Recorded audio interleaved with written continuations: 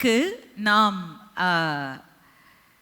2 மனதின் அரண்களை குறித்து நாம் படிக்க போகிறோம். அநேக அரண்களை குறித்து நாம் படித்து வருகிறோம். நான் நம்புகிறேன் ஒவ்வொரு அரணா உடச்சி விட்டுட்டே வந்தீங்கன்னா தான் கர்த்தருக்குள்ள கிறிஸ்துவுக்குள்ள முன்னேற்றம் அடைய முடியும் அப்படின்னு. ஸோ இன்னைக்கு 2 ரொம்ப முக்கியமானது. எல்லாமே முக்கியமானதான், ஆனால் இந்த 2 ஏன் முக்கியம் அப்படின்னு சொன்னால், இந்த 2 மிகவும் வேதனையை அழிக்கக்கூடியவைகளாக இருக்கிறது. இதை நாம் மேற்கொள்ளாவிட்டால் உண்மையிலே சொல்லப்போனால் கர்த்தர் நமக்கு வைத்திருக்கிற கிறிஸ்தவ வாழ்க்கையிலே இருக்கக்கூடிய அவருடைய பரிபூர்ணத்தை நம்ம அனுபவிக்க முடியாது. நம்ம வாழ்க்கைக்கு அவர் வைத்திருக்கிற திட்டங்களை, நோக்கங்களை நம்ம நிறைவாய் அடைந்து அனுபவிக்க முடியாது என்பதை நாம் பார்க்க போகிறோம். ஸோ என்ன 2 அரண்கள் அப்படின்னு கேட்டிங்கன்னா, முதலாவது அரண் ரிஜெக்ஷன் அல்லது தள்ளப்படுதல் அப்படின்னு சொல்லப்படுகிற ஒரு அரண். அந்த தள்ளப்படுதல், கைவிடப்படுதல், நிராகரிக்கப்படுதல் அப்படின்றது ஏன் ஒரு வேதனையான அரண் அப்படின்னு கேட்டிங்கன்னா, தேவன் நம்மை சிருஷ்டித்த போதே God created us to be accepted. தேவன் நம்மை சிருஷ்டித்த நோக்கமே முதலாவது அவர் நம்மை ஏற்றுக்கொள்வார் என்பதினாலும், ரெண்டாவதாக நம்மை எந்த குடும்பங்களில் வைக்கிறாரோ, எந்த சமுதாயத்தில் வைக்கிறாரோ அவர்களும் நம்மை ஏற்றுக்கொள்ள வேண்டும், அங்கீகரிக்க வேண்டும் என்பதுதான் தேவனுடைய நோக்கமாய் திட்டமாய் இருக்கிறது. ஆனால் அநேக நேரத்தில் இந்த இடத்துல காயம் படும்போது அந்த காயம் ரொம்ப தாங்க முடியாத ஒன்றாய் மாறுகிறது. காரணம் என்ன அப்படின்னு சொன்னால், இப்போது நீங்கள் எந்த குடும்பத்தில் பிறக்க போகிறீங்கன்றதை உங்களால் தீர்மானிக்க முடியுமா? நான் இந்த குடும்பத்தில் தான் பிறப்பேன், இந்த ஊரில் தான் பிறப்பேன் அப்படின்னு தீர்மானிக்க முடியுமா? தீர்மானிக்க முடியாது. we cannot decide. அப்போ நம்ம குடும்பத்தை நமக்கு நியமிக்கிறது யாரு? தேவன் தான் நியமிக்கிறார். அப்படி நியமிக்கிற ஒரு குடும்பத்தில் நீங்கள் தள்ளப்படும் போது, நீங்கள் ஒதுக்கப்படும் போது, கைவிடப்படும் போது அந்த காயம் மிகவும் பெரிதாக இருக்கிறது. அது தாங்குவது மிக கடினமாகவே இருக்கிறது என்பது தான் உண்மை. பட் இதை தேவன் சரி செய்வதற்கு வழியை வைத்திருக்கிறார். அதைத்தான் நாம் இன்றைக்கு கற்றுக்கொள்ள போகிறோம். சாத்தானோ இதை பிடித்து கொண்டு நம் மனதில் ஒரு அரணை கட்ட வேண்டும் என்று விரும்புகிறான். காரணம் என்ன என்று சொன்னால், இந்த ரிஜெக்ஷன், நான் கைவிடப்பட்டிருக்கேன், தள்ளப்பட்டிருக்கேன், யாருமே என்னை ஏற்றுக்கொள்ளல அப்படின்ற அந்த ஒரு உணர்வு உங்களுக்குள்ள இருந்தா இது என்ன செய்யும்னா, முதலாவது நான் வேஸ்ட்டு. நீங்கள் எவ்வளோ டேலண்டடாக இருக்கலாம், எவ்வளோ படித்தவங்களாக இருக்கலாம், எவ்வளோ அச்சீவ் பண்ணவங்களாக இருக்கலாம், ஆனால் ஒரு ஃபீலிங் ஆஃப் அன்வர்தினஸ், நான் லாய்க்கு இல்லை, நான் என்னத்தை சாதிச்சு என்ன பிரயோஜனம் அப்படின்ற அந்த சென்ஸ் ஆஃப் அன்வர்தினஸ். ரெண்டாவது பார்த்தீங்கன்னா ஒரு லாஸ் ஆஃப் ஐடென்டிட்டி. நான் யார், நான் எதுக்காக உயிர் வாழ்கிறேன், நான் எதுக்காக இங்கே இருக்கிறேன் அப்படின்ற ஒரு கேள்விக்குறியை கொண்டு வரக்கூடிய ஒரு காரியமாய் இந்த அரண் இருக்கிறது என்று சொல்லி நாம் பார்க்கிறோம். ஸோ சாத்தான் இதை பிடித்து கொண்டு நம்முடைய மண்டையில் இந்த அரணை கட்டிடணும்னு நினைக்கிறான். காரணம் என்னன்னா, இந்த ரிஜெக்ஷன் கட்டிட்டான் அப்படின்னா ஆட்டோமேட்டிக்காக அது நம்மை கட்டாயமாக தனிமைக்குள்ளாக கொண்டு செல்லும். தனிமை அடுத்த அரண், அதுக்கு நம்ம வருவோம். ஆனால் இதுக்கு ஒரு நல்ல உதாரணம் நம்ம எடுத்துக்கொள்ளணும் வேதாகமத்தின் அடிப்படையில் அப்படின்னு சொன்னால், அது தாவீதாய் தான் இருக்க முடியும். அவர் எப்படி கைவிடப்பட்டார், அவருடைய வாழ்க்கையில் இந்த அரண் கட்டப்படாமல் போனதற்கு காரணம் என்ன, இதெல்லாத்தையும் நம்ம இன்னைக்கு ஆராய்ந்து பார்க்க போகிறோம். அதை நாம் படிக்கும்போது நம்முடைய வாழ்க்கையில இந்த அரண் கட்டப்படாமல் தடுப்பதற்கு நாம் என்ன செய்ய முடியும் என்பதையும் நாம் பார்க்க போகிறோம். தாவீதை எடுத்துக்கொள்வோம் என்று சொன்னால், நான் ஏற்கனவே ஒரு முறை உங்களுக்கு பிரசங்கித்திருக்கிறேன். சிலருக்கு ஆச்சரியமா இருக்கும். தாவீது தன் வீட்டில் தள்ளப்பட்ட, ஒதுக்கப்பட்ட, கைவிடப்பட்ட ஒரு பிள்ளையாய்த்தான் இருந்தார். சாமுவேல் தேடி வந்தாருன்றதுனால குடும்பத்திலே தாவீது தான் பெஸ்ட்டு, தாவீது தான் எல்லாராலையும் தூக்கி வைக்கப்பட்டவர் அப்படின்னு நினைக்காதீங்க. உண்மையை சொல்ல போனால் தாவீது குடும்பத்தால் ஒதுக்கி தள்ளப்பட்டவர். வாசிக்கலாம் 1 சாமுவேலின் புஸ்தகம் 16ஆம் அதிகாரம் 11ஆம் வசனம். 1 Samuel chapter 16 verse 11. உன் பிள்ளைகள் இவ்வளவுதானா என்று ஈசாயை கேட்டான். அதற்கு அவன், இன்னும் எல்லோருக்கும் இளையவன் ஒருவன் இருக்கிறான், அவன் ஆடுகளை மேய்த்து கொண்டிருக்கிறான் என்றான். அப்பொழுது சாமுவேல் ஈசாயை நோக்கி, ஆள் அனுப்பி அவனை அழைப்பி, அவன் இங்கே வருமட்டும் நான் பந்தி இருக்க மாட்டேன் என்றான். ஓகே, முந்தின வசனத்துல தான் நம்ம வாசிக்கிறோம், ஈசாய் வந்து தன்னுடைய 7 குமாரர்களை என்ன செய்தாராம்? அவருக்கு முன்னாடி, சாமுவேலுக்கு முன்னாடி கடந்து போக செய்தாராம். ஸோ 7 பேர் போயாச்சு, ரைட்? 7 பேர் போயாச்சு. ஒவ்வொருத்தரும் வரும்போது ஆண்டவர் இவர் இல்லை, நீ முகத்தை பார்க்காத, நான் உள்ளத்தை பார்க்குற தேவனாக இருக்கிறேன் அப்படின்னு சொல்லி ஒருத்தரையா ரிஜெக்ட் பண்ணிட்டு வர்றாரு. ஒரு காரணம் சொல்லி ரிஜெக்ட் பண்ணிட்டு வர்றாரு. இப்போ 7 பேரும் ரிஜெக்ட் ஆன உடனே சாமுவேலுக்கு சந்தேகம் வந்துருச்சு. தேவன் நம்மளை சரியாதானா சொன்னார், சரியாதானே நமக்கு இண்டிகேஷன் கொடுத்தாரு, நம்ம வந்த இடமும் சரி, ஈசாயின் வீட்டுக்கு தான் வந்திருக்கோம், ஈசாயின் குமாரர்களில் ஒருவரை தான் இனி வருங்காலத்து ராஜாவாக அபிஷேகம் பண்ண போகிறேன்னு சொன்னார். ஆனால் இங்கே ஒருத்தரையா கூப்பிட தேவன் இவர் இல்லைன்னு சொல்கிறாரே. இப்போ என்ன, வாட் இஸ் த மிஸ்டேக் அப்படின்னோடனே சாமுவேலுக்கு ஒரு சந்தேகம் வந்துருச்சு. சந்தேகம் வந்த உடனே அவர் கேட்கிறாரு, உன் குமாரர்கள் இவ்வளவுதானா என்று கேட்ட உடனே ஈசாய் இப்போ உண்மையை சொல்ல வேண்டியதாயிருச்சு, ரைட்? மனுஷன் உங்களை மறைச்சி வைக்க யோசிக்கலாம், கர்த்தர் தீர்மானிச்சார்னா ஒருத்தரும் உங்களை மறைத்து வைக்க முடியாது. அல்லேலூயா. கர்த்தர் உங்களை கொண்டு வர வேண்டிய நேரத்தில் கையை பிடிச்சி நடுவில் கொண்டாந்து நிறுத்தி வைப்பார். அல்லேலூயா. 1 நாளாகமத்தின் புஸ்தகம் 2ஆம் அதிகாரம் 13 to 15 வசனங்கள் வாசிக்கலாம். இப்போ நமக்கு ஏற்கனவே தெரியும், 7 குமாரர்கள் வீட்டுக்குள்ளே இருந்தாங்க. சாமுவேலுக்கு முன்னாடி அத்தனை பேரையும் லைனாக ஃபேஷன் ஷோ மாதிரி நடத்தியாச்சு. இவன்லாம் ஃபேஷன் ஷோக்கு தான் லாய்க்க, இவன்லாம் ஆளுகை செய்கிறதுக்கு லாய்க்க இல்லை அப்படின்னு சொல்லி என்ன செஞ்சிட்டாரு சாமுவேல் வந்து, வச்சுக்கோப்பா உங்கள் 7 குமாரரையும். 8வது யாராவது இருக்காங்க, தாவீது இருக்கிறாரு, அவர் தான் இளையவர் அப்படின்னு தமிழில் டிரான்ஸ்லேட் பண்ணியிருக்க. ஆனால் 1 நாளாகமோ 2:13 to 15 வாசிங்க. ஈசாய் தன் மூத்த குமாரன் எலியாபையும், அபினதாப் என்னும் 2ஆம் குமாரனையும், சிம்மா என்னும் 3ஆம் குமாரனையும், நெத்தனேல் என்னும் 4ஆம் குமாரனையும், ரதாயி என்னும் 5ஆம் குமாரனையும், ஓத்சேம் என்னும் 6ஆம் குமாரனையும், தாவீது என்னும் 7ஆம் குமாரனையும் பெற்றான். தாவீது எத்தனாவதுங்க? தாவீது கடைக்குட்டி கிடையாது, ரைட்டா? தாவீது வீட்டில் கடைசி கிடையாது. தாவீது எத்தனாவது? 7 out of 8. 8 பிள்ளைகளில் 7வது பிள்ளை தாவீது. அப்போ அவர் கடைசி பிள்ளை கிடையாது. ஆனால் இங்கே நம்ம அந்த வார்த்தையை புரிந்து கொள்ள வேண்டிய அர்த்தம் என்ன என்று சொன்னால், கட்டான் என்று சொன்னால் அவர் வீட்டிலேயே மிக அற்பமாக எண்ணப்பட்டவர். He was considered the least in the family. அதனால தான் என்ன பண்ணுறாங்க, அவரை தூக்கி கொண்டு போய், போ ஆடுமே, இந்த வேலை மட்டும்தான் உனக்கு கொடுக்க முடியும், நீ அதுக்கு தான் தகுதின்ற மாதிரி தாவீதை வீட்டுக்குள்ளே வைக்காம என்ன செஞ்சிட்டாங்க, ஆடு மேய்க்கிறதுக்கு அவரை வயலுக்கு அனுப்பிவிட்டார்கள் என்று சொல்லி நாம் பார்க்குறோம். ஸோ ஃபேமிலி வந்து அவரை வந்து இன்சிக்னிஃபிகண்ட்டாக கன்சிடர் பண்ணி என்ன பண்ணிட்டாங்க, ஒதுக்கிட்டாங்க அப்படின்னு சொல்லி நம்ம பார்க்குறோம். இங்கே தான் தாவீதுடைய கதையே ஆரம்பமாகுது. ஹல்லேலூயா. எங்கே ஆரம்பிக்குது? அப்பா அம்மா அவனை பார்த்து, மகனே நீ இங்கே இருக்கிறதுக்கு லாய்க்கே இல்லை, மற்ற சகோதரர்களோடு இவ்வளோ நல்லாலாம் சொல்லியிருக்க மாட்டாங்க, வேறு மாதிரி வார்த்தையில் தான் சொல்லியிருப்பாங்க. நான் பாலிஷ்டாக சொல்கிறேன்.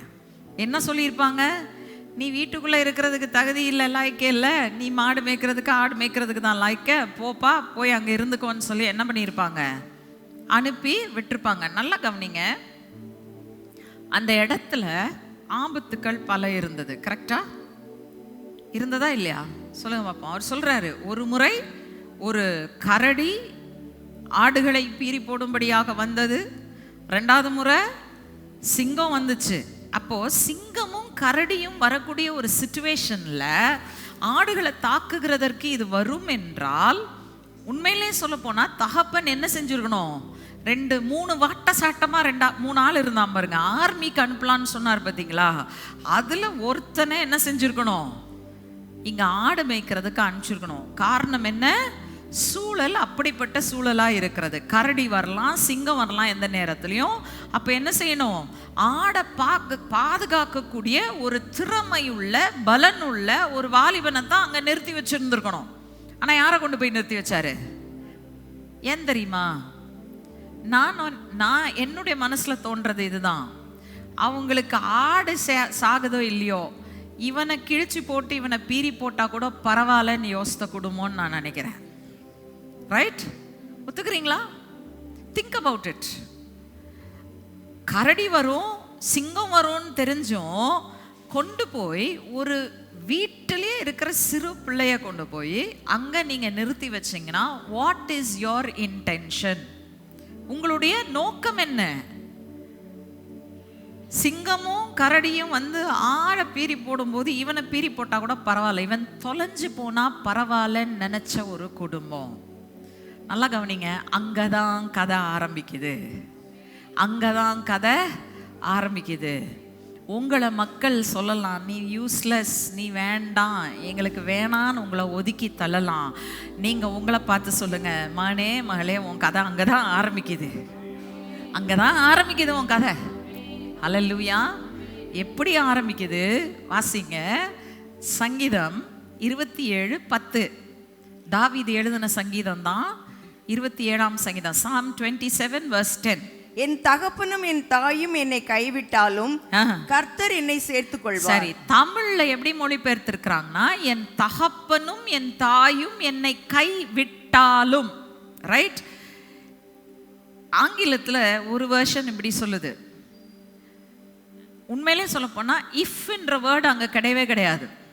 ரைட்? இஃப்ன்ற வேர்டு அங்க கிடையாது. விட்டாலும் வரணும்னா என்ன வேர்டு வரணும்? அங்க இஃப்ன்ற வேர்டு வரணும். அந்த வேர்டே கிடையாது டிரான்ஸ்லேஷன்ல, மூல பாஷையிலும் கிடையாது.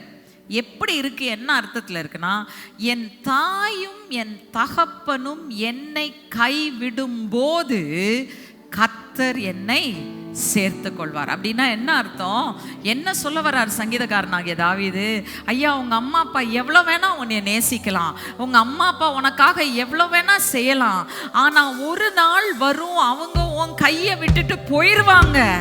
அன்னைக்கு ஞாபகம் வச்சுக்கோ, கை பிடிக்கிறதுக்கு யாரும் இல்லைன்னு யோசிக்காத, உன் தகப்பனாகிய கர்த்தர் இருக்கிறார். ஹல்லேலூயா. ரைட்? இப்போ ஆண்டவர் தூக்கிட்டார் தாவீதை. தூக்கி எங்க கொண்டு போய் வச்சிட்டாரு? சிங்காசனத்துல வச்சார். ஆனாலும் தாவீதுடைய வாழ்க்கையில அவன் வாழ்நாட்கள் முழுவதிலும் ஒரு தனிமை என்ற ஒரு அரண் திரும்ப திரும்ப சாத்தான் கொண்டு வந்து வைக்க நினைத்தான். தாவீதுடைய வாழ்க்கையில பெரும்பகுதி, not all of the life, ஆனா முக்காவாசி பார்த்தீங்கன்னா திரும்ப திரும்ப தனிமை தனிமை தனிமை. சுத்தி 1000 ஜனம் இருந்தாலும் இவர் எப்பவுமே பார்த்தா என்ன, எப்படி இருக்கிறாரு? தனிமைப்படுத்தப்பட்ட நிலைமையில இருக்கிறார். இந்த லோன்லினஸ் வந்து sometimes it's a result of rejection. அந்த தள்ளப்படுறோம், கைவிடப்படுறோம் பாருங்க, மனுஷரால் நிராகரிக்கப்படுறோம் பாருங்க, அதின் நிமித்தமாய் ஏற்படக்கூடிய ஒரு உணர்வா இருக்கிறது. இதை பிசாசு என்ன பண்றான்? சிந்தையின் அரண்ல கொண்டு போய் வச்சுட்டு உங்களை அந்த லோன்லினஸ், தனிமையினாலே அவன் வாதிக்கிறான். ரைட்? ஒன்று, நீங்களாக உங்களை தனிமைப்படுத்திக் கொள்ளலாம், அல்லது மற்றவர்கள் உங்களை தனிமைப்படுத்தலாம். ரைட்?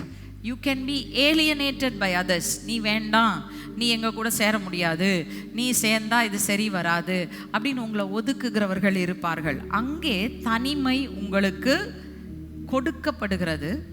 சில நேரத்தில் நீங்களே நான் லாய்க்க இல்லை, என்னத்தை தான் பண்ணி என்ன யூஸ், போ யாரும் வேணாம், தனியாக இருந்துடலாம் அப்படின்னு சொல்லி உங்களையே நீங்கள் தனிமைப்படுத்துகிறதா இருக்கலாம். ஞாபகம் வச்சுக்கோங்க, இது ரெண்டுமே ஆபத்தானது. காரணம் என்ன தெரியுமா? எத்தனை பேர் ஒரு புலி மான் கூட்டத்துக்குள்ள பாய்கிறத பார்த்துருக்கீங்க? பார்த்துருக்கீங்களா? டிவியில் பார்த்துருக்கீங்களா? பா ரொம்ப நல்ல மக்கள் பா, டிவியே பார்க்கறது இல்லை எங்கள் மக்கள்லாம். சொல்லுங்க, பார்த்துருக்கீங்களா இல்லையா? என்ன செய்யும்? புலி உள்ள பாஞ்ச உடனே முழு கூட்டத்தையும் விரட்டிட்டு ஓடாது. என்ன செய்யும்? பாயும், பாஞ்சி ஒன்றை டார்கெட் வச்சிரும். டார்கெட் வைக்கிற மானை என்ன பண்ணிரும்? தனியாக ஒதுக்கிறோம். எங்க முழு கூட்டத்தையும் விட்டு தனியாக ஒதுக்குன உடனே இந்த கதை க்ளோஸ். ஏன்னா இது என்ன பண்ண போகுது? இவங்களை டார்கெட் வச்சு, இந்த மானை டார்கெட் வச்சு பின்னாடி போய் அடித்து முட்டிக்கிற வரைக்கும் அந்த புலி ஓயாது. வழங்குதா? இன்னைக்கு தனிமை என்பது வரும் பொழுது நல்லா ஞாபகம் வச்சுக்கோங்க, பிசாசு என்ன டார்கெட் வச்சுட்டான், என்னை தனிமைப்படுத்துறான். எதுக்காகனா என்னை அடிக்கணும், என்னை காலி பண்ணணும், என்னை நிர்மூலமாக்கணும்னு நினைக்கிறான். ஆனால் நான் விட்டு கொடுக்க மாட்டேன். அரண்களை நிர்மூலமாக்குகிற தேவ பலன் எனக்குள் இருக்கிறது.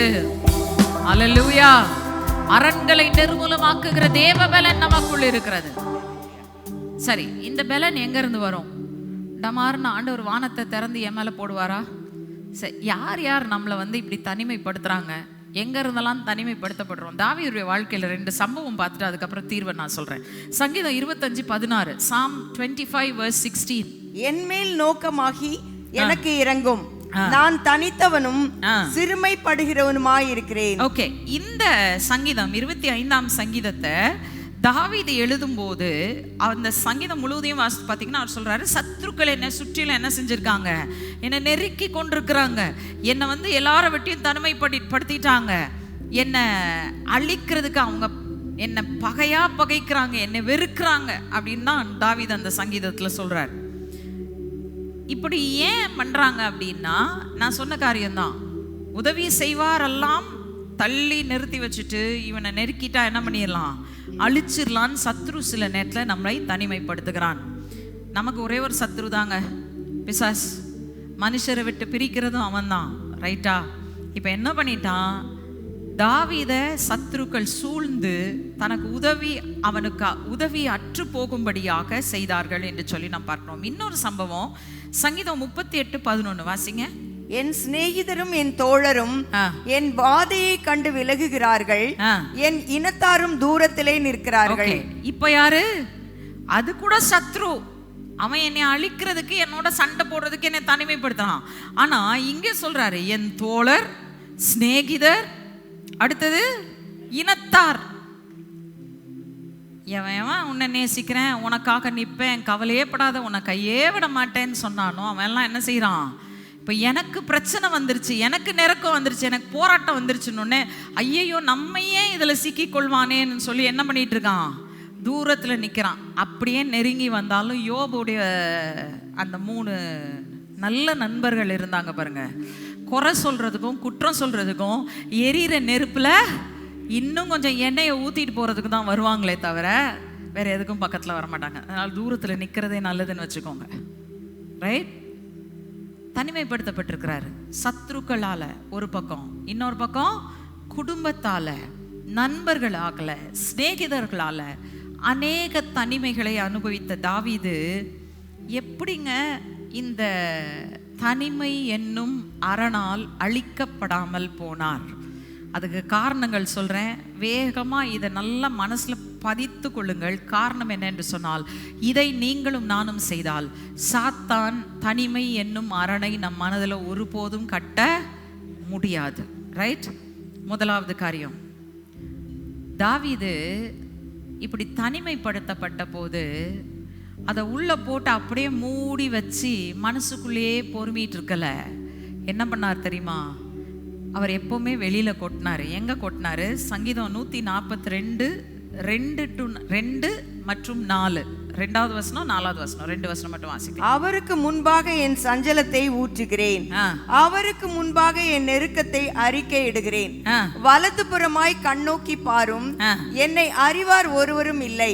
எனக்கு அடைக்கலம் இல்லாமல் போயிற்று, என் ஆத்துமாவை விசாரிப்பார் ஒருவரும் இல்லை. அப்படியே இருந்தாலும் கதை கேட்கறதுக்கு தான் இருப்பானே தவிர, உங்களை பத்தி கேட்டுட்டு போய் புரணி பேசுறதுக்கு தான் இருப்பானே தவிர உங்களுக்கு ஆறுதல் சொல்றதுக்கு ஒருத்தனும் இருக்க மாட்டான்.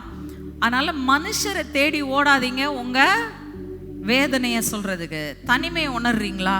என்ன பண்ணுங்க? கர்த்தர்ட்ட கொட்டிருங்க, ரைட்டா? உள்ள அடைச்சி வைக்கிறதும் தப்பு. ப்ரெஷர் குக்கர் மாதிரி ஒரு நாள் என்ன செஞ்சிரும்? டமார்னு வெடிச்சு உங்க வாழ்க்கையை நாசமாக்கிறோம்.